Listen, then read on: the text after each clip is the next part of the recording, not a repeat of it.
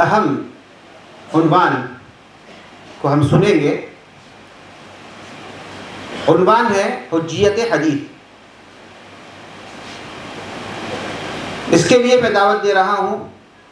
حافظ عبداللہ عبدالرشید المدنی حفظہ اللہ کو کہ وہ مائک پر تشریف لائیں اور آپ کا جو موضوع ہے حجیت حدیث اس پر خطاب فرمائیں۔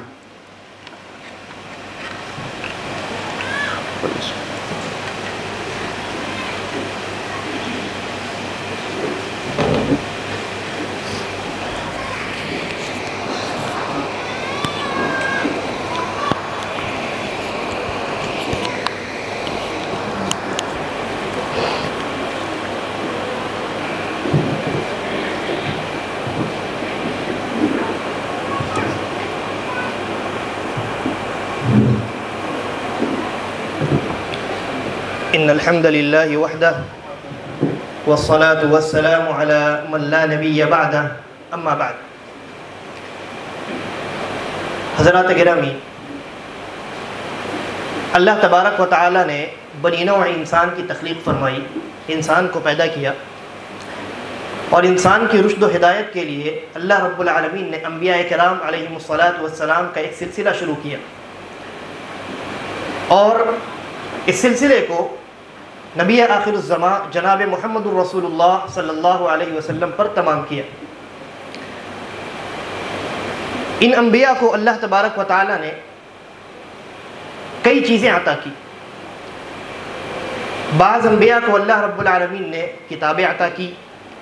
بعض کو اللہ کی جانب سے صحیفے ملے، جبکہ اکثر انبیاء ایسے تھے جنہیں نہ کتابیں دی گئیں نہ صحیفے دی گئیں، بلکہ ان کی جانب جو وحی کی گئی وہ در حقیقت سنت اور حدیث کی قسم سے تھی۔ نبی اکرم صلی اللہ علیہ وسلم کے متعلق اللہ تبارک و تعالی نے ارشاد فرمایا، اِنَّا أَوْحَيْنَا إِلَيْكَ كَمَا أَوْحَيْنَا إِلَى نُوحٍ وَالنَّبِيِّينَ مِن بَعْدِهِ کہ نبی صلی اللہ علیہ وسلم ہم نے آپ کی جانب جو وحی کی ہے وہ وحی ویسی ہی ہے جیسی ہم نے نوح اور ان کے بعد جو انبیاء تشریف لائے ان کی جانب ہم نے وحی کی۔ کیا مطلب ہوا؟ مطلب یہ ہوا کہ چونکہ نبی اکرم صلی اللہ علیہ وسلم نبی بھی ہیں اور رسول بھی ہیں، اس لیے اللہ تبارک و تعالی نے نبی اکرم صلی اللہ علیہ وسلم کو وحی مطلوع یعنی قرآن مجید کتاب کی شکل میں بھی عطا کی، اور وحی غیر مطلوع یعنی احادیث اور سنت بھی اللہ کے نبی صلی اللہ علیہ وسلم کی جانب اللہ رب العالمین نے وحی کی۔ اور جب یہ دونوں چیزیں وحی ہیں، قرآن کریم بھی وحی ہے اور قرآن کریم کے علاوہ جو آپ کی جانب وحی کی گئی جسے حدیث یا سنت کہا جاتا ہے وہ بھی وحی ہے، تو اس کا نتیجہ یہ نکلتا ہے کہ جس طریقے سے قرآن مجید پر عمل کرنا اور قرآن مجید کو حجت تسلیم کرنا واجب اور ضروری ہے، اسی طریقے پر احادیث رسول اللہ صلی اللہ علیہ وسلم کو بھی حجت اور دلیل تسلیم کرنا، دین میں شریعت میں اس کو دلیل کا درجہ دینا، یہ بھی واجب اور ضروری ہے۔ یہی وجہ ہے کہ ایک تابعی ہے مطرف ابن عبداللہ، ان سے ایک مرتبہ یہ درس دے رہے تھے تو ایک شخص آیا اور آ کر کے اس نے حضرت مطرف ابن عبداللہ رحمہ اللہ سے کہا کہ آپ صرف ہمیں قرآن بیان کیجیے۔ کیا کہا آپ ہمیں صرف قرآن بیان کیجیے، قرآن کے علاوہ کچھ نہیں۔ حضرت مطرف ابن عبداللہ رحمہ اللہ نے جواب دیا کہ ہم قرآن کے علاوہ کوئی دوسری کتاب نہیں بیان کرتے، ہمیں قرآن ہی چاہیے، لیکن قرآن کے علاوہ جو دوسری چیزیں ہم بیان کرتے ہیں جنہیں احادیث کہتے ہیں وہ در حقیقت اس ذات کی باتیں ہیں جو ہم سے اور تم سے زیادہ قرآن کریم کو جاننے والا ہے، یعنی نبی اکرم جناب محمد الرسول اللہ صلی اللہ علیہ وسلم۔ حضرات گرامی، قرآن اور حدیث ان دونوں کو شریعت کے اندر مصدر اور ماخذ اصلی کی حیثیت حاصل ہے، اور ابتدائی عہد میں صحابہ کرام اور نبی اکرم صلی اللہ علیہ وسلم کے زمانے کی ابتدا میں، یا آپ یہ کہہ سکتے ہیں کہ جو قرون مفضلہ ہیں ان میں عام طور پہ ان دونوں مصادر اصلیہ کی حجیت کو تمام لوگوں نے بالاجماع تسلیم کیا۔ لیکن بعد کے ادوار میں جیسے جیسے زمانہ نبی اکرم صلی اللہ علیہ وسلم کے زمانے سے دور ہوتا چلا گیا، بعد کے ادوار میں بعض ایسے ناخلف پیدا ہوئے جنہیں شریعت کی بندشیں کھٹکنے لگیں، اور ان بندشوں سے نجات حاصل کرنے کے لیے انہوں نے احادیث کی حجیت کو مشکوک بنایا، بلکہ بہت سارے لوگوں نے سرے سے اس کی حجیت کا انکار کر ڈالا۔ حضرات گرامی، اگر غور کیا جائے تو یہ معلوم ہوگا کہ انکار حدیث کے جو جراثیم ہیں یہ در حقیقت صحابہ ہی کے زمانے میں پیدا ہو گئے تھے، لیکن صحابہ کرام نے بروقت اس کا نوٹس لیا اور انکار کرنے والوں کو سخت ڈانٹ پلائی، اور ان فتنہ پروروں پر صحابہ کرام نے اسی وقت لگام کسی۔ نتیجے کے طور پہ یہ فتنہ اس وقت پھولنے پھلنے نہ پایا، لیکن اس کے بعد گویا انکار حدیث کا مختلف وجوہات کے بنا پر ایک سلسلہ شروع ہو گیا، جہاں ایک طرف خوارج نے عدالت صحابہ پر انگلی اٹھا کر بہت ساری احادیث کا انکار کیا، وہیں دوسری جانب روافض نے سوائے چند صحابہ کے تمام صحابہ کو گمراہ اور مرتد قرار دے کر ان کی تمام احادیث کو انکار کر دیا۔ اور اسی طریقے پر معتزلیوں نے جب کتابیں یونانی فلسفوں کی کتابیں جب عربی میں ترجمہ ہونے لگیں تو انہوں نے ان کتابوں کو پڑھا، اور ان کتابوں کو پڑھنے کے بعد یورپی تہذیب سے بہت زیادہ فلسفوں سے بہت زیادہ وہ متاثر ہوئے، اور انہوں نے یہ نتیجہ نکالا کہ احادیث کو جانچنے کا جو معیار ہونا چاہیے وہ ہماری عقل ہونی چاہیے۔ نتیجے کے طور پہ ان فلسفوں سے متاثر ہو کر انہوں نے احادیث کو اپنی عقل کی بنیاد پر جانچنا شروع کیا، اور جو احادیث ان کی عقل میں نہیں آئیں ان کا انکار کر ڈالا۔ حضرات گرامی، غور کرنے کا مقام یہ ہے کہ میں نے یہ جو تاریخ آپ کو بتلائی ہے، اس میں اگر آپ دیکھیں تو ان لوگوں نے کلی طور پہ مکمل طور پہ یہ نہیں کہا کہ ہم احادیث کی حجیت کو نہیں مانتے، بلکہ بعض احادیث کا انہوں نے انکار کیا، ہر حدیث کا انکار نہیں کیا، بعض احادیث کا جزوی طور پہ حدیث کا انکار اس زمانے میں پایا جاتا ہے۔ لیکن 20ویں صدی کی ابتدا میں بعض ایسے فرقے باضابطہ طور پہ پیدا ہوئے جنہوں نے یورپی تہذیب سے متاثر ہو کر اسلام کو یورپی پیرائے میں ڈھالنے کی خاطر خود کو پہلے اہل قرآن کہا کہ ہم اہل قرآن ہیں، قرآن کو ماننے والے ہیں۔ نعرہ کتنا اچھا ہے، کس طریقے سے لوگوں کے اندر یہ فتنہ انہوں نے پھیلایا ہے، غور کیجیے۔ انہوں نے کہا کہ ہم اہل قرآن ہیں، اور اسلام کو یورپی پیرائے میں ڈالنے کی خاطر انہوں نے عوام کے درمیان جا کر کے یہ نعرہ لگایا کہ ہمارے لیے بس قرآن ہی کافی ہے۔ خود کو اہل قرآن کہا اور عوام میں جا کر کے یہ نعرہ لگایا کہ ہمارے لیے بس قرآن کافی ہے، اور اس نعرے کی بنیاد پر انہوں نے مطلق طور پر پہلی مرتبہ تمام کی تمام احادیث کا انکار کر دیا۔ یہ پہلی مرتبہ تھا جب کسی نے تاریخ میں احادیث کی حجیت کا مطلق طور پر انکار کیا تھا کہ ہمیں صرف قرآن کافی ہے، حدیث کی کوئی ضرورت نہیں۔ لہذا ہماری یہ کوشش ہوگی کہ آج کی مجلس میں حدیث کی حجیت پر ہم مختصر گفتگو کریں، چونکہ منکرین حدیث کا یہ نعرہ ہے کہ ہمارے لیے بس قرآن کافی ہے۔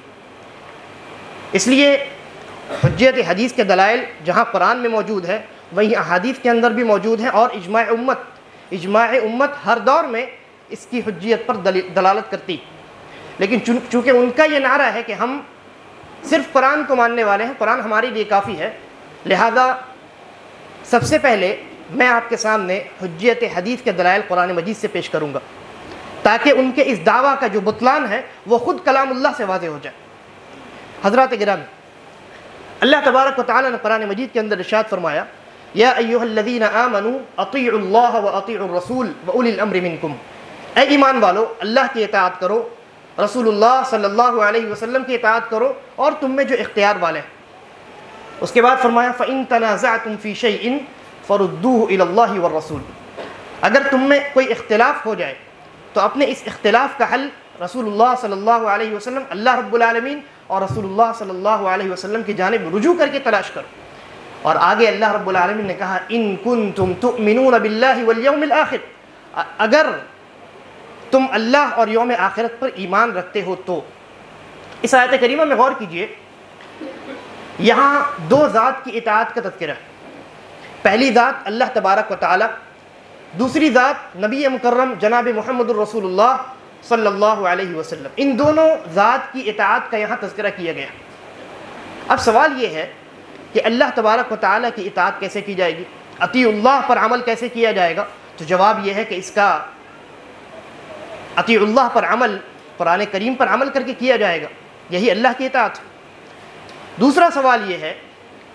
یہ جو دوسرا جملہ ہے اطیع الرسول، کہ رسول کی اطاعت کرو، اطیع الرسول پر عمل کیسے کیا جائے؟ رسول اللہ صلی اللہ علیہ وسلم کی اطاعت کیسے کی جائے؟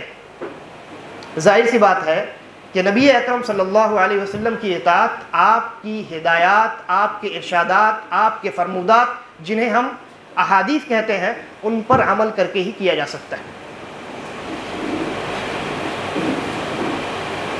لہذا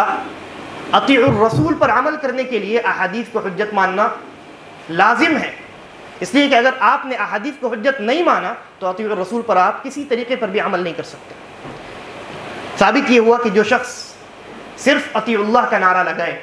اور یہ کہے کہ ہمارے لیے بس قرآن کافی ہے، ایسا شخص در حقیقت خود قرآن کا منکر قرار پائے گا. کیونکہ اگر وہ ایسا کہے گا تو اطیع الرسول پر عمل ہی نہیں کرے گا، گویا اس نے اطیع الرسول کا انکار کر دیا. احادیث کا انکار در حقیقت نبی اکرم صلی اللہ علیہ وسلم کی اطاعت کا انکار ہے. اسی طریقے پر اس آیت کے اگلے حصے میں ہمیں اختلاف کے وقت اللہ اور اس کے رسول کی جانب لوٹنے کا حکم دیا گیا ہے، اور اس عمل کو، یعنی اختلاف کے وقت اللہ اور اس کے رسول کی جانب لوٹنا ہے، اس عمل کو اللہ اور یوم آخرت پر ایمان کا تقاضا بتایا گیا. یہی وجہ ہے کہ امام ابن کثیر رحمہ اللہ فرماتے ہیں کہ جو شخص اختلاف کے وقت اللہ اور اس کے رسول یا کتاب اللہ اور سنت رسول اللہ کی جانب رجوع نہیں کرتا، در حقیقت وہ نہ اللہ پر ایمان رکھتا ہے اور نہ یوم آخرت پر ایمان رکھتا ہے. اور امام مجاہد اور قتادہ اور دیگر مفسرین رحمہم اللہ فرماتے ہیں کہ نبی اکرم صلی اللہ علیہ وسلم کی زندگی میں آپ کی جانب رجوع، آپ سے ملاقات کر کے، آپ کی حیات میں آپ کی جانب رجوع آپ سے ملاقات کر کے کی جائے گی. لیکن آپ کی وفات کے بعد آپ کی جانب رجوع کرنے کا مطلب یہ ہے کہ آپ کی جو احادیث اور آپ کی جو سنتیں دنیا کے اندر موجود ہیں، ان سنتوں اور ان احادیث کی جانب رجوع کیا جائے. یہی وجہ ہے کہ اس آیت کے کچھ ہی بعد اللہ تبارک و تعالیٰ نے ارشاد فرمایا فَلَا وَرَبِّكَ لَا يُؤْمِنُونَ، آپ کے رب کی قسم ہے وہ لوگ اس وقت تک مومن نہیں ہو سکتے حَتَّى يُحَكِّمُوكَ فِيمَا شَجَرَ بَيْنَهُمْ، یہاں تک کہ آپسی اختلافات میں وہ آپ کو فیصل اور حکم نہ مان لیں. ثُمَّ لَا يَجِدُوا فِي أَنفُسِهِمْ حَرَجًا مِّمَّا قَضَيْتَ، پھر آپ جو فیصلہ کر دیں اس فیصلے کے متعلق اپنے دل میں ذرہ برابر بھی کجی محسوس نہ کریں. وَيُسَلِّمُوا تَسْلِيمًا، اور آپ کے فیصلے کو فراخ دلی اور خوش دلی کے ساتھ قبول کر لیں. یہ آیت منکرین حدیث کے لیے لمحہ فکریہ ہے، اس لیے کہ اس آیت میں اللہ تبارک و تعالیٰ نے اپنی قسم کھا کر ان لوگوں کے ایمان کی نفی کر دی ہے جو یا تو نبی اکرم صلی اللہ علیہ وسلم کو واجب الاطاعت نہیں مانتے، یا واجب الاطاعت تو مانتے ہیں لیکن آپ کے فیصلے کو فراخ دلی اور خوش دلی اور خندہ پیشانی کے ساتھ قبول نہیں کرتے. حضرات گرامی، اسی طریقے پر قرآن مجید میں اللہ رب العالمین نے ارشاد فرمایا من یطع الرسول فقد اطاع اللہ، کہ جس نے رسول اللہ صلی اللہ علیہ وسلم کی اطاعت کی در حقیقت اس نے اللہ کی اطاعت کی. اور کہا ومن تولى فما ارسلناك عليهم حفيظا، اور جس نے اللہ کے نبی صلی اللہ علیہ وسلم کی اطاعت سے روگردانی کی تو اے نبی صلی اللہ علیہ وسلم ہم نے آپ کو ان کے اوپر نگراں بنا کر کے نہیں بھیجا. اس آیت میں غور کریں، اس میں نہ صرف یہ کہ رسول اللہ صلی اللہ علیہ وسلم کی اطاعت کو مستقل اطاعت بتایا گیا ہے، بلکہ اس سے بھی بڑھ کر آپ کی اطاعت کو اللہ رب العالمین کی اطاعت قرار دے کر یہ ثابت کر دیا گیا کہ آپ کا ہر قول اور ہر عمل دین اور شریعت میں حجت و دلیل کا مرتبہ رکھتا ہے. اگر حدیث رسول کو حجت ہی نہ مانا جائے تو نبی اکرم صلی اللہ علیہ وسلم کی اطاعت کیسے ممکن ہوگی؟ اور جب نبی اکرم صلی اللہ علیہ وسلم کی اطاعت ممکن نہ ہو تو اللہ تبارک و تعالیٰ کی اطاعت کیسے ممکن ہوگی؟ کیونکہ اللہ نے کیا کہا، جس نے رسول کی اطاعت کی اس نے اللہ کی اطاعت کی، اور جس نے رسول کی اطاعت سے انکار کیا در حقیقت اس نے اللہ کی اطاعت سے انکار کیا.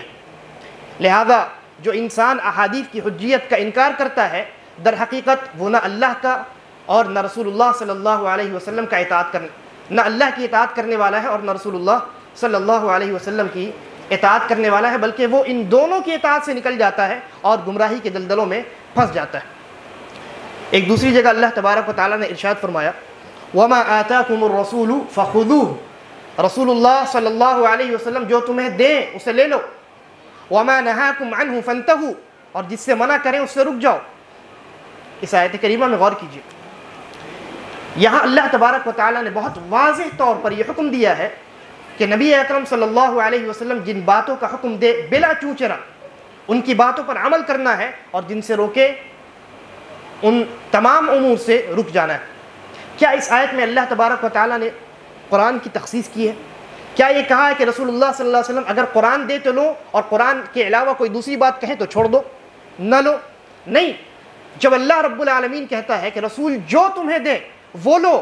چاہے وہ کلام اللہ کی شکل میں ہو یا احادیث رسول اللہ صلی اللہ علیہ وسلم کی شکل میں ہو، تو پھر جو لوگ تفریق کرتے ہیں اور کہتے ہیں کہ ہمارے لیے صرف قرآن کافی ہے، احادیث کی ضرورت نہیں، کیا وہ قرآن کے انکاری نہیں ہیں؟ لہذا اسی لیے ہم کہتے ہیں کہ احادیث کا انکار در حقیقت قرآن کا انکار ہے، احادیث کا انکار در حقیقت قرآن کا انکار ہے۔ اسی طریقے پر اللہ تبارک و تعالیٰ نے ایک دوسری جگہ سورہ نجم میں ارشاد فرمایا وَمَا يَنطِقُ عَنِ الْهَوَىٰ، نبی اکرم صلی اللہ علیہ وسلم اپنی خواہش سے کچھ نہیں بولتے، إِنْ هُوَ إِلَّا وَحْيٌ يُوحَىٰ، بلکہ نبی اکرم صلی اللہ علیہ وسلم کی زبان مبارک سے جو کچھ نکلتا ہے وہ در حقیقت اللہ تبارک و تعالیٰ کی جانب سے نازل کی گئی وحی ہوتی ہے۔ اس آیت کریمہ میں منکرین حدیث کے ایک بہت بڑے شبہے کا جواب، وہ یہ کہتے ہیں کہ رسول اللہ صلی اللہ علیہ وسلم کی حیثیت، غور سے سنیے، وہ یہ کہتے ہیں کہ رسول اللہ صلی اللہ علیہ وسلم کی حیثیت فقط ناقل کلام اللہ کی ہے، یعنی آپ کا کام صرف اتنا ہے کہ آپ کلام اللہ لیں، قرآن مجید اللہ تبارک و تعالیٰ سے حاصل کریں اور اللہ کے بندوں تک پہنچا دیں اور بس، یعنی آپ کی حیثیت فقط خبر رساں کی ہے، اس سے زیادہ آپ کی کوئی حیثیت نہیں ہے۔ یہ منکرین حدیث کا دعویٰ ہے اور ان کا یہ عقیدہ ہے۔ اس آیت کریمہ میں اللہ تبارک و تعالیٰ نے ان کے اس دعویٰ کے بطلان کو بہت واضح طور پہ بیان فرمایا ہے۔ اللہ تبارک و تعالیٰ نے اس آیت کریمہ میں فرمایا رسول اللہ صلی اللہ علیہ وسلم کی زبان مبارک سے جو کچھ نکلتا ہے، چاہے وہ کلام اللہ ہو یا کلام اللہ کے علاوہ کوئی دوسری چیز ہو، وہ تمام چیزیں در حقیقت وہ اپنی خواہش سے، اپنے دل سے اور اپنی مرضی سے بنا کر کے نہیں کہتے، بلکہ وہ در حقیقت اللہ تبارک و تعالیٰ کی جانب سے کی گئی وحی ہوتی ہے جو رسول اللہ صلی اللہ علیہ وسلم امت کو بول کر کے عطا فرماتے ہیں۔ اب چاہے نبی اکرم صلی اللہ علیہ وسلم کی زبان مبارک سے وحی مطلوع نکلے جسے ہم کلام اللہ کہتے ہیں، یا وحی غیر مطلوع نکلے جسے ہم احادیث رسول اللہ کہتے ہیں، دونوں کی حجیت مسلم ہے، دونوں کی حجیت مسلم۔ وحی مطلوع کلام اللہ یعنی جس کی تلاوت کا حکم دیا گیا، اور وحی غیر مطلوع احادیث رسول اللہ ہے جو حجیت میں بالکل قرآن کی طرح ہے، لیکن ان کی تلاوت کا حکم امت کو نہیں دیا گیا۔ تو یہ دونوں چیزیں کلام اللہ اور احادیث رسول اللہ صلی اللہ علیہ وسلم دین میں اور شریعت میں یکساں طور پر حجت اور دلیل کا درجہ رکھتی ہیں۔ دونوں کے درمیان تفریق کرنے والا شخص در حقیقت قرآن کا انکار کرنے والا ہے، اس لیے کہ اس آیت کریمہ میں اللہ تبارک و تعالیٰ نے کوئی تفریق نہیں کی، اللہ تبارک و تعالیٰ نے کوئی تفریق نہیں کی، بلکہ مطلق طور پہ کہا رسول اللہ صلی اللہ علیہ وسلم کی زبان سے جو کچھ نکلتا ہے وہ سب کا سب وحی ہوتا ہے جو اللہ کی جانب سے ان کے اوپر نازل کی گئی ہوتی۔ لہذا جب کلام اللہ بھی وحی ہے، سنت رسول اللہ بھی وحی ہے، تو ایک وحی کا اثبات اور دوسری وحی کا انکار، کیا یہ نفسانی خواہشات کا اتباع نہیں ہے؟ کیا یہ یہودیوں کی روش نہیں ہے جن کے تعلق سے اللہ تبارک و تعالیٰ نے فرمایا افتؤمنون ببعض الکتاب وتکفرون ببعض، تم اللہ کی کتاب کے بعض چیزوں پر ایمان رکھتے ہو اور بعض چیزوں کو چھوڑ دیتے ہو، دونوں وحی ہیں۔ لہذا آپ ایک کا اثبات کریں اور ایک کا انکار کریں، یہ تو حقیقی طور پہ نفسانی خواہشات کا اتباع ہے اور یہودیوں کی روش۔ حضرات گرامی، یہ تو قرآنی چند دلائل تھے، اس کے علاوہ قرآن کریم میں ڈھیروں ایسی آیات ہیں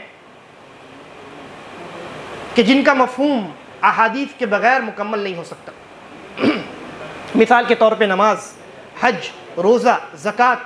ان تمام عبادات کی تفصیلات سے، ان کے احکامات اور مسائل سے احادیث خالی ہیں، قرآن کریم خالی ہے، کلام اللہ خالی ہے، اور ان کا مفصل تذکرہ احادیث رسول اللہ صلی اللہ علیہ وسلم کے اندر بیان کیا گیا ہے۔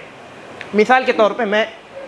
اختصار کے غرض سے ایک مثال آپ کے سامنے تھوڑی وضاحت کے ساتھ رکھتا ہوں۔ قرآن مجید میں اللہ تبارک و تعالیٰ نے ارشاد فرمایا وَالسَّارِقُ وَالسَّارِقَةُ فَاقْطَعُوا أَيْدِيَهُمَا، چوری کرنے والے مرد و عورت کے ہاتھ کاٹ دو۔ یہ قرآن کی آیت۔ ہاتھ جسے عربی میں ید کہا جاتا ہے، اس کا اطلاق عربی زبان میں انسان کے ناخن سے لے کر کاندھے تک ہوتا ہے، یہ پورا کا پورا ہاتھ۔ اور اس آیت میں اللہ رب العالمین نے چوری کرنے پر ہاتھ کاٹنے کا حکم دیا ہے۔ لہذا اگر صرف قرآن پر اکتفا کیا جائے اور احادیث رسول اللہ صلی اللہ علیہ وسلم کو کنارے لگا دیا جائے تو پھر ہاتھ چوری کرنے پر کاندھے سے کاٹنے پڑیں گے، کیونکہ آیت میں کوئی حد نہیں بتلائی گئی۔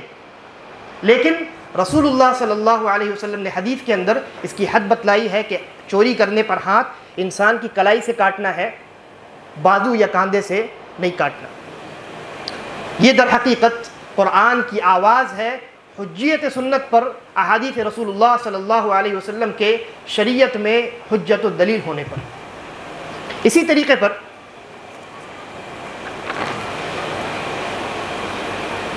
کئی ایسے احکامات ہیں شریعت کے اندر جن کو حدیث ہی کی بنا پر مشروع قرار دیا گیا، اور ایک مدت کے بعد قرآن مجید کے اندر اس کی تائید میں آیات نازل کی گئی۔ مثال کے طور پہ بہت ہی واضح مثال ہے لیکن غور سے سننے کی ضرورت ہے۔ مثال کے طور پہ وضو، نماز سے پہلے وضو کرنا یہ نماز کی صحت کے لیے کیا ہے؟ شرط ہے۔ اس بات میں کوئی اختلاف نہیں کہ نبی اکرم صلی اللہ علیہ وسلم کو معراج کب کرائی گئی؟ مکی دور میں کرائی گئی، اور اس بات میں بھی کوئی اختلاف نہیں ہے کہ آپ کو نماز معراج میں عطا کی گئی، لہذا وضو بھی نماز کے ساتھ مشروع ہوا۔ البتہ اس میں اختلاف ہے کہ مکی دور میں آپ صلی اللہ علیہ وسلم کو معراج کب کرائی گئی، مکی دور کی ابتدا میں یا بالکل انتہا میں یا درمیان میں، مختلف تواریخ کا علماء نے ذکر کیا۔ لیکن اگر ہم یہ مان لیں کہ بالکل مکی دور کے بالکل انتہا میں اگر ہم یہ مان لیں کہ نبی اکرم صلی اللہ علیہ وسلم کو معراج کرائی گئی ہے، تو اس وقت سے لے کر صحابہ کرام نے نماز کی ابتدا کی اور نماز کا اہتمام شروع کر دیا۔ لیکن قرآن کریم میں وضو کی مشروعیت یا وضو کی ترتیب پر جو آیت نازل ہوئی ہے وہ سن 6 ہجری میں یعنی 6 سال کے بعد نازل ہوئی۔ سورہ مائدہ کی آیت نمبر 4، یا ایھا الذین آمنوا اذا قمتم الی الصلاۃ فاغسلوا وجوہکم وایدیکم الی آخر الآیہ۔ یہ جو آیت ہے جس میں وضو کی ترتیب بیان کی گئی ہے، یہ آیت سن 6 ہجری میں نازل ہوتی ہے مدینے میں،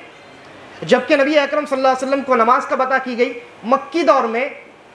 اور اگر ہم یہ مان لیں کہ مکی دور کی بالکل انتہا میں آپ کو نماز عطا کی گئی ہے، تو کم از کم 6 سال تک نبی اکرم صلی اللہ علیہ وسلم اور تمام کے تمام صحابہ کرام جو وضو کرتے رہے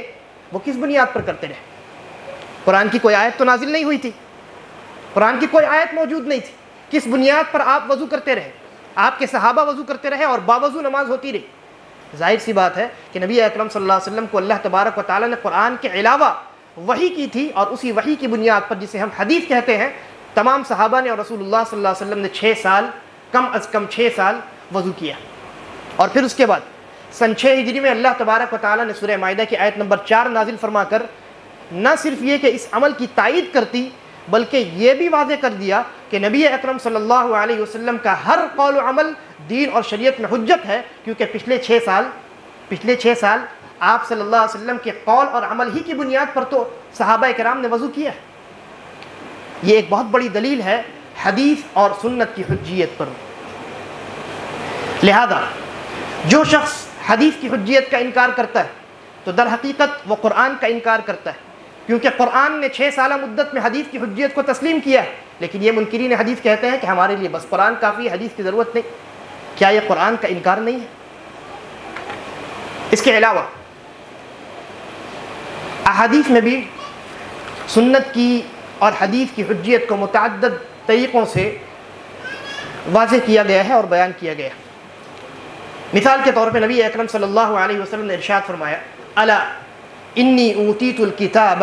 ومثلہ معہ، کہ خبردار ہو جاؤ، سن لو، مجھے کتاب اللہ کے ساتھ ساتھ کتاب اللہ جیسی ہی ایک دوسری چیز بھی عطا کی گئی ہے۔ یہ سنن ابو داؤد کی روایت۔ اور اس جملے کے بعد نبی اکرم صلی اللہ علیہ وسلم نے امت کو منکرین حدیث کے فتنے سے آگاہ کرتے ہوئے مزید ارشاد فرمایا کہ ایک زمانہ آئے گا جب ایک آسودہ حال شکم سیر آدمی اپنے تخت پر بیٹھا ہوگا اور لوگوں سے کہہ رہا ہوگا کہ تمہارے لیے بس قرآن کافی ہے، قرآن نے جس چیز کو حلال کہا اسے حلال جان لو، جس چیز کو حرام کہا اسے حرام جان لو، یعنی حدیث کی ضرورت نہیں۔ نبی اکرم صلی اللہ علیہ وسلم نے اس کے اس قول پر اور اس کے اس نظریے پر رد کرتے ہوئے اس جملے کے بعد، اس پیشین گوئی کے بعد چند ایسی چیزوں کی حرمت کا تذکرہ کیا ہے جن کی حرمت کا تذکرہ قرآن مجید کے اندر نہیں۔ مثلا اس کے بعد آپ نے فرمایا کہ سن لو، تمہارے لیے گدھے کا گوشت اور نوکیلے دانتوں والے جو درندے ہوتے ہیں، ان دونوں چیزوں کا گوشت تمہارے لیے حرام ہے۔ قرآن کریم کے اندر نہ گدھے کے گوشت کو حرام قرار دیا گیا اور نہ درندوں کے گوشت کو۔ لہذا جو لوگ صرف قرآن پر اکتفا کرتے ہیں، ہم کہتے ہیں کہ آئیے آپ کے حساب سے قرآن کریم میں تو گدھے کا گوشت حرام نہیں ہے، درندوں کا گوشت حرام نہیں ہے، کیا آپ کھانے کے لیے تیار ہیں؟ یہ نبی اکرم صلی اللہ علیہ وسلم کی جانب سے انہیں جواب ہے۔ اسی طریقے پر قرآن کریم کی طرح احادیث رسول اللہ صلی اللہ علیہ وسلم بھی وحی ہیں اللہ رب العالمین کی جانب سے۔ اس پر ایک بہت زبردست دلیل صحیح بخاری کے اندر موجود ہے۔ ایک صحابی ہیں حضرت یعلا ابن امیہ رضی اللہ عنہ، وہ فرماتے ہیں کہ میں نے حضرت عمر رضی اللہ تعالیٰ عنہ کو ایک مرتبہ کہا کہ جب رسول اللہ صلی اللہ علیہ وسلم کے اوپر وحی کا نزول ہو رہا ہو تو آپ مجھے دکھائیں کہ کیسے وحی نازل ہوتی۔ ایک مرتبہ رسول اللہ صلی اللہ علیہ وسلم کے پاس ایک صحابی آئے اور انہوں نے آ کر کے عمرے کے متعلق ایک سوال کیا۔ اب وہ سوال کیا ہے اس کی تفصیل میں جانے کی ضرورت نہیں، انہوں نے عمرے کے متعلق ایک سوال کیا۔ جواب میں نبی اکرم صلی اللہ علیہ وسلم نے خاموشی اختیار کی کیونکہ آپ کو جواب اس وقت معلوم نہ تھا۔ اتنے میں آپ کے اوپر وحی کا نزول شروع ہو گیا۔ چنانچہ جب حضرت عمر رضی اللہ عنہ نے دیکھا کہ اللہ رب العالمین کی جانب سے وحی کا نزول ہو رہا ہے، فوراً انہوں نے اشارہ سے حضرت یعلا ابن امیہ رضی اللہ تعالیٰ عنہ کو بلایا اور رسول اللہ صلی اللہ علیہ وسلم کے پاس لے گئے۔ اب حضرت یعلا ابن امیہ کیا کہتے ہیں، غور سے سنیے۔ کہتے ہیں کہ جب میں وہاں پہنچا تو دیکھا کہ رسول اللہ صلی اللہ علیہ وسلم کے سر پر کپڑے سے سایہ کیا گیا۔ میں نے اس کپڑے کے اندر اپنے سر کو داخل کیا تو کیا دیکھتا ہوں کہ رسول اللہ صلی اللہ علیہ وسلم کا چہرہ انتہائی سرخ ہے اور آپ خراٹے پر خراٹے لے رہے ہیں۔ کیا ہو رہا ہے؟ یہ در حقیقت اللہ رب العالمین کی جانب سے وحی کا نزول ہو رہا ہے۔ اللہ کے نبی صلی اللہ علیہ وسلم کا چہرہ انتہائی سرخ ہے اور آپ خراٹے پر خراٹے لے رہے ہیں۔ اس کے بعد جب وحی کا نزول ختم ہوا، آہستہ آہستہ آپ کی یہ حالت درست ہوئی تو آپ نے کہا کہ وہ شخص جس نے عمرے کے متعلق سوال کیا تھا اسے بلایا جائے۔ اس انسان کو، اس صحابی کو بلایا گیا اور آپ نے اس کے سامنے اس کے مسئلے کی وضاحت فرمائی۔ اندازہ لگائیے، یہ اس طریقے سے احادیث رسول اللہ صلی اللہ علیہ وسلم کے اوپر نازل کی جاتی تھی بطور وحی، کیونکہ عمرے کے مسائل کیا قرآن مجید کے اندر موجود ہے؟ نہیں ہے، حتیٰ کہ حج کے مسائل بھی موجود نہیں۔ تو آپ صلی اللہ علیہ وسلم پر جو وحی نازل ہوئی وہ قرآن نہیں تھی بلکہ قرآن کے علاوہ تھی، اور قرآن کے علاوہ ایک ہی چیز بچتی ہے، وہ ہے نبی اکرم صلی اللہ علیہ وسلم کی حدیث اور آپ کی سنت۔ یہی وجہ ہے کہ ہر زمانے میں علماء امت نے حدیث کی حجیت پر اجماع نقل کیا ہے امت کا، ہر زمانے میں۔ امام شافعی رحمہ اللہ جن کا وہ فرماتے ہیں کہ میں تو یہی جانتا ہوں کہ جب بھی کسی بھی صحابی کے یا کسی بھی تابعین کے سامنے حدیث رسول کو پیش کیا گیا انہوں نے فوراً اسے قبول کیا، اور نہ صرف یہ کہ فوراً قبول کیا بلکہ اس کے سامنے سر تسلیم خم کیا اور اسے سنت ثابت کیا، یعنی اسے سنت اور حدیث مانا۔ اسی طریقے پر بغرض اختصار میں آپ کے سامنے چند ان علماء کا تذکرہ کرتا ہوں جنہوں نے حدیث کی حجیت پر اجماع نقل کیا۔ امام شافعی رحمہ اللہ کے شاگرد ہیں امام عبدالعزیز الکنانی رحمہ اللہ، انہوں نے بشر المریسی معتزلی سے مناظرہ کرتے ہوئے حدیث کی حجیت پر اجماع نقل کیا۔ ان کا انتقال سن 240 ہجری میں ہوتا ہے۔ اسی طریقے پر امام ابن حزم ہے جن کا انتقال 456 ہجری میں، امام علائی رحمہ اللہ ہے جن کا انتقال 694 ہجری میں، امام ابن قیم رحمہ اللہ ہے جن کا انتقال سن 728 ہجری میں، امام شوکانی رحمہ اللہ ہے جن کا انتقال سن 1250 ہجری میں، اور علامہ معلمی رحمہ اللہ ہے جن کا انتقال سن 1386 ہجری میں، اور اسی طریقے پر علامہ ابن باز رحمہ اللہ ہے جن کا انتقال سن 1420 ہجری میں ہے۔ ان تمام علماء نے اور ان کے علاوہ بہت سارے علماء نے ہر دور میں حدیث کی حجیت پر اجماع نقل کیا ہے پوری امت کا۔ لہذا حدیث کی حجیت کا انکار سب سے پہلے تو قرآن کا انکار ہے، حدیث کی حجیت کا انکار احادیث رسول اللہ صلی اللہ علیہ وسلم کا انکار، حدیث کی حجیت کا انکار اجماع امت کا انکار ہے، اور یہ تینوں چیزیں شریعت میں حجت اور دلیل کا درجہ رکھتی ہیں۔ لہذا جو انسان حدیث کا انکار کرتا ہے وہ شریعت کے کسی بھی دلیل کو نہیں مانتا، وہ شریعت کے کسی بھی دلیل کو نہیں مانتا۔ خلاصہ کلام یہ کہ شریعت میں احادیث کو حجیت کا درجہ حاصل ہے،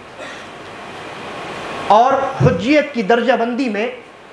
قرآن اور حدیث دونوں یکساں طور پر حجت ہے۔ ایسا نہیں ہے کہ پہلے قرآن حجت ہے پھر بعد میں حدیث حجت ہے، دونوں یکساں طور پر شریعت کے اندر حجت اور دلیل کا درجہ رکھتے ہیں، کیونکہ جس طریقے سے قرآن کریم کو وحی کہا گیا اسی طریقے پر رسول اللہ صلی اللہ علیہ وسلم کی احادیث کو بھی وحی کہا گیا۔ جس طریقے پر قرآن میں اللہ تبارک و تعالیٰ نے اپنی اطاعت کا حکم دیا ہے اسی طریقے پر رسول اللہ صلی اللہ علیہ وسلم کی بھی اطاعت کا حکم دیا، اور جس طریقے پر اللہ کے نبی صلی اللہ علیہ وسلم نے پوری امانت داری کے ساتھ قرآن مجید کو صحابہ کرام تک پہنچایا اور انہوں نے امت تک پہنچایا، اسی طریقے پر صحابہ کرام نے نبی اکرم صلی اللہ علیہ وسلم کی احادیث کی حفاظت فرمائی